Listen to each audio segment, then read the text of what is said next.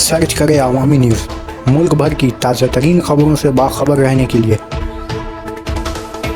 Subscribe करें हमारे channel को और बेल आइकन ज़रूर दबाएं।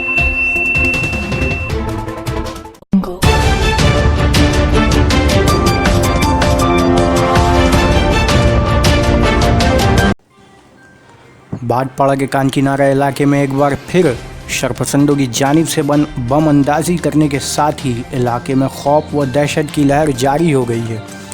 गुज़रे रोज़ दिन में इलाकाई लोगों ने पिछली रात को हुए बम अंदाजी और इलाके में अमन बहाली मामले में अपनी जान की सिक्योरिटी को लेकर जब कानकीनारा रेलवे स्टेशन पर तकरीबन 2 घंटे तक एहतजाज बुलंद किया था, ठीक उसी के बाद दोपहर दिन में ज़बरदस्त बम अंदाजी की गई, जिसमें पुलिस थाना के सामने से लेकर अस्पताल को भी नहीं बख्शा गया। जिसके बाद एक बार फिर से पुलिस ने सख्त रुख इख्तियार करते हुए पूरे इलाके को अपनी गिरफ्त में ले लिया था, लेकिन उसके बावजूद फिर रात होते ही यानी कल रात 9:30 बजे दोबारा बम अंदाजी का वाक़या सामने आने लगा था। ताहम पुलिस ने पूरे इलाके में दफ़ा 144 नाफिज कर दिया है। एरिया में शरपसंदों की तलाशी मुहिम चलानी शुरू कर दी है।